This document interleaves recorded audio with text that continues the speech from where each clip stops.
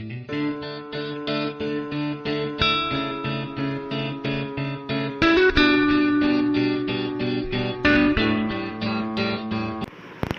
Student, आज हम पढ़ेंगे क्लास 10th के चैप्टर 4 क्वाड्रिक इक्वेशन के बारे में। तो देखो, सबसे पहली बात आती है कि क्वाड्रिक इक्वेशन क्या होता है।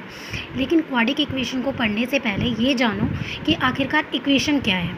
तो an equation is a mathematical statement. ये एक ऐसा मैथमेटिकल स्टेटमेंट होता है that contain an equal symbol, जो कि इक्वल सिंबल्स के साथ जुड़ा होता है। किसमें? बिटवीन टू एल्जेब्रिक इक्वेशन, जिसमें दो एल्जेब्रिक इक्वेशन जो होते हैं तो इक्वल पॉइंट के साथ आपस में क्या होते हैं? जुड़े हुए होते हैं। जैसे कि एग्जांपल अगर लिया जाए तो जैसे कि 2x + 3 = में 5x + 4। तो ये जो हमारा टर्म, ये इक्वेशन हुआ, वो हमारा क्या कहलाएगा? हमारा इक्वेशन कहलाएगा। क्यों? क्योंकि यहाँ पर दो एल्जेब्रिक एक्सप्रेशन आपस में क्या हैं? एक दूसरे से कनेक्ट हैं। किसके थ्रू? इक्वल के साइन के थ्रू। तो ये हमारा क्या कहलाता है? इक्वेशन कहलाता है। मतलब इस फॉर्म की कोई भी वैल्यू हमारी क्या कहलाएगी? इक्वेशन कहलाएगी। फिर देखो, इसके बाद बात आती है कि आखिरकार इक्वेशन कितने तरीके का होता है। तो देखो, इक्वेशन जो होते हैं हमारे, वो 3 तरीके के होते हैं। सबसे पहले हमारा आता है लीनियर इक्वेशन, फिर आता है क्वाड्रिक इक्वेशन, और फिर आता है हमारा क्यूबिक इक्वेशन। सबसे पहले देखो, लीनियर इक्वेशन की अगर बात कही जाए कि आखिरकार लीनियर इक्वेशन क्या होता है, तो देखो, लीनियर इक्वेशन क्या है कि जिसमें किसी भी इक्वेशन के अंदर पावर, वो भी कौन सी? हाईएस्ट, जिसके अंदर हमें हाईएस्ट पावर कितनी मिले? 1 मिले। किसकी? वेरिएबल संख्या की। तो वो हमारी क्या कहलाएगी? लीनियर इक्वेशन कहलाएगी। जैसे कि सपोज दैट हमने एग्जांपल लिया 2x + 3। तो यहाँ पर हमारा जो वेरिएबल नंबर है x, तो x की पावर क्या है? ओनली ऑन 1 है। तो ये हमारा क्या कहलाएगा? लीनियर इक्वेशन कहलाएगा। इसी के साथ साथ हमारा देखो आता है क्वाड्रिक इक्वेशन और क्यूबिक इक्वेशन। क्यूबिक इक्वेशन में हमें ये ध्यान में देना ज़रूरी होता है कि इसके अंदर हमारे पास क्या होता है कि हाईएस्ट पावर हमारे पास कितनी होती है? 3 होती है। तो इसीलिए इसे क्या कहा जाता है? Cubic equation.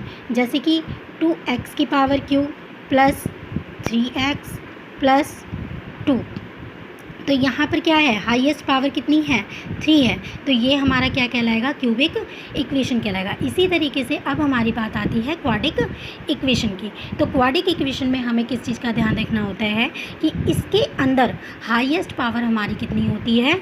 2 होती है। जैसे कि अब देखो डिटेल में कि क्वाड्रिक इक्वेशन क्या है। Quadric equation, it is an equation that contain at least 1 term, जिसके अंदर कम से कम एक टर्म अवेलेबल हो, in which highest power of variable number is 2, जिसके अंदर हमारी हाईएस्ट पावर कितनी होनी चाहिए? 2 होनी चाहिए। तो वो हमारा क्या कहलाएगा? क्वाड्रिक इक्वेशन कहलाएगा। सपोज दैट हमारे पास जैसे देखो एग्जांपल है, तो हम ले लेते हैं जैसे कि क्या हमने ले लिया 2x² प्लस का 3x + 4 = 0। ये हमने लिया है। तो यहाँ पर देखो, हमें याद रखना है कि मैंने क्या बताया कि जिसके अंदर एक वेरिएबल संख्या की पावर कितनी होनी चाहिए? हाईएस्ट पावर 2 होनी चाहिए। अब यहाँ अगर देखा जाए तो x के अगर अंदर देखें तो x की पावर कितनी है? ओनली ऑन 1 है। और यहाँ पर अगर देखा जाए तो x की पावर कितनी है? 2 है। तो ये हमारा क्या है? एक क्वाड्रिक इक्वेशन है। क्यों है? क्योंकि इसके अंदर हमें x की पावर, हाईएस्ट पावर कितनी मिली हुई है? 2 मिली हुई है। इसी कारण से ये हमारा क्वाड्रिक इक्वेशन कहलाता है। अब इसके साथ ही हमारे देखो कुछ रूल्स हैं जो कि इसके अंदर याद रखने हैं। जैसे कि standard form of quadric equation, कई बार क्वेश्चन भी आ जाता है कि आखिरकार जो हमारा क्वाड्रिक इक्वेशन है उसका स्टैंडर्ड फॉर्म क्या है। तो उसका स्टैंडर्ड फॉर्म है ax² + bx + c = 0। मतलब इस इक्वेशन के अंदर हमारे पास याद रखना है कि हमारे ax² + bx + c = 0 है। इट मीन्स यहाँ पर हमारे पास क्या है? ये वाला जो पार्ट होता है इसको हम कहेंगे टर्म, ठीक है। और जो हमारे ये है पावर, वो कितनी है?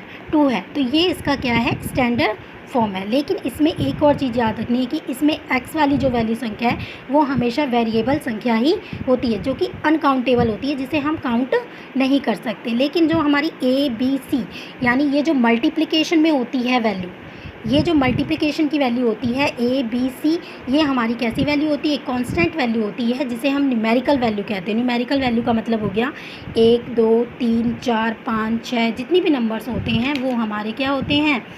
हमारे कांस्टेंट वैल्यूज़ होती हैं। लेकिन इसमें एक चीज़ हमेशा याद रखना है बेटा कि a की वैल्यू कभी भी ज़ीरो नहीं होगी। a की वैल्यू अगर ज़ीरो हुई तो इट मीन्स वो हमारा क्वाड्रेटिक इक्वेशन नहीं रहेगा। कैसे? जैसे देखो एग्जांपल हमने ले लिया, जैसे कि 2x² है, तो यहाँ पर तो हमें पावर मिल गई 2, तो यहाँ और इसको अगर देखा जाए a को, तो 2 की अगर मल्टीप्लाई भी हो रही है तो x की पावर 2 है, तो वो मल्टीप्लाई होके रह जाएगा। लेकिन अगर हम 0x² लिख दें तो 0 की अगर किसी भी संख्या से मल्टीप्लाई करोगे तो 0 की मल्टीप्लाई करने पर वैल्यू क्या आती है? दोबारा से हमारे पास क्या आता है? 0 आती है, लेकिन इसकी क्या आएगी? 2x² ही आएगी। तो इस कारण से क्या होता है कि a की वैल्यू कभी भी इसमें 0 नहीं होगी। तो ये हमें याद रखना।